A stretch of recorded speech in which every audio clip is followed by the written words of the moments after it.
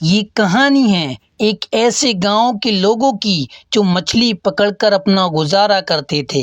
लेकिन जिस नदी से ये मछली पकड़ते थे उस नदी में एक जल दानव रहता था। और जब भी गांव का कोई व्यक्ति मछली पकड़ने नदी में जाता तो जल दानव उसे मारकर खा जाता। धीरे धीरे जल दानव गांव के बहुत सारे लोगों को मारकर खा जाता है, जिससे परेशान होकर गांव के कुछ बहादुर लोग जल दानव को मारने की योजना बनाते हैं। क्या वो लोग जल दानव को मारकर गांव के लोगों को बचा पाएंगे या नहीं?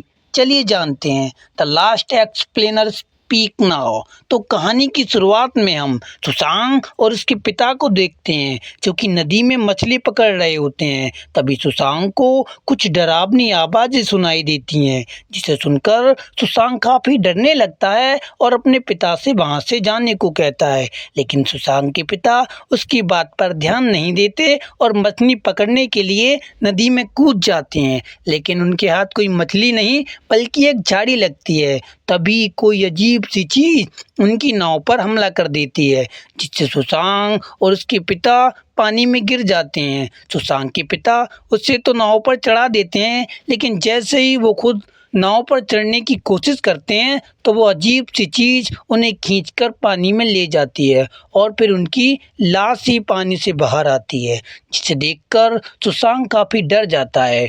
फिर हमें 10 साल बाद का समय दिखाया जाता है। सुसांग अब काफी बड़ा हो चुका है, लेकिन आज भी उसे रोज उसकी बचपन का सपना आता है। एक बार सुसांग रोज की तरह ही वही सपना देख रहा होता है तो उसका दोस्त उसे उठा देता है, जिससे वह उस पर ही हमला कर देता है। लेकिन सुसांग का दोस्त उसे संभाल लेता है। और इसी गांव में एक बूढ़ा आदमी भी रहता था, जिसका नाम थ्री था और लोग उन्हें अंकल थ्री कहकर पुकारते थे। वो बच्चों को जल दानव के किस्से सुनाते थे। फिर हमें एक लड़की दिखाई जाती है जिसका नाम ली है और वह सुसांग की बचपन का प्यार है। लेकिन ली के पिता सुसांग को बिल्कुल भी पसंद नहीं करते थे, क्योंकि सुसांग एक डरपोक लड़का था।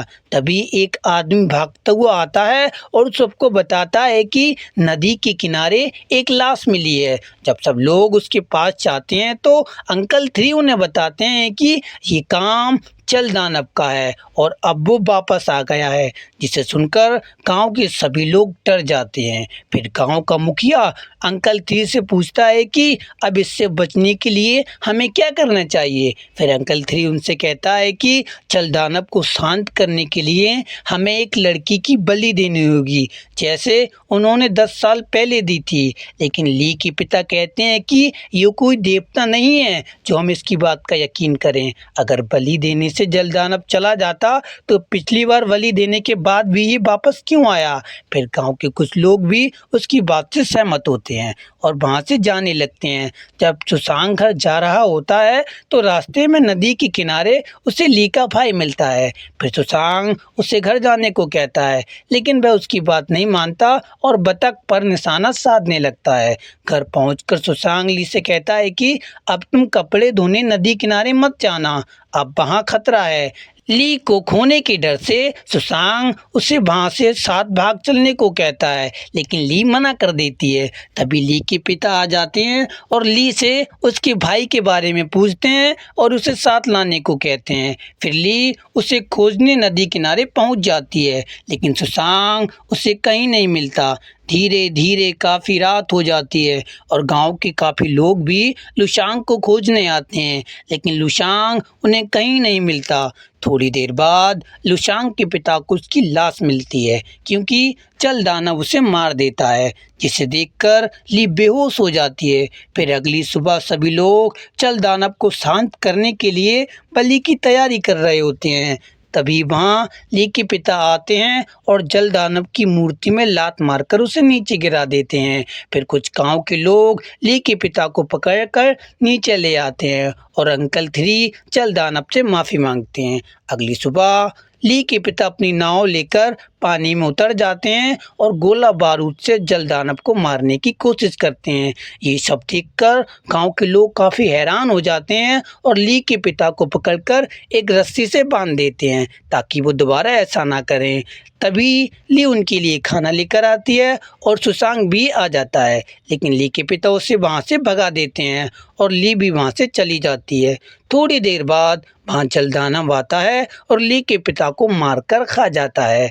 अगली सुबह ली जब अपने पिता से मिलने आती है तो उनकी ऐसी हालत देखकर फूट फूट कर रोने लगती है। ली की चीख पुकार सुनकर गांव के सभी लोग वहां आ जाते हैं तो अंकल थ्री गांव की मुखिया से कहता है कि अगर तुमने मेरी बात पहले ही मान ली होती तो हमें ये सब देखना नहीं पड़ता। अब हमें जल्द से जल्द जल दानव को बलि देनी होगी, नहीं तो वो पूरे गांव को मारकर खा जाएगा। फिर अंकल थ्री गांव वाले से ली की बलि देने को कहते हैं और ली भी बलि देने के लिए तैयार हो जाती है क्योंकि वह अपने पिता और भाई के कातिल को देखना चाहती थी। असल में वह अपने पिता और भाई की मौत का बदला लेना चाहती थी क्योंकि उसे ऐसा लग रहा था कि जब वह जल दानव के पास जाएगी तो वह उसे मार देगी।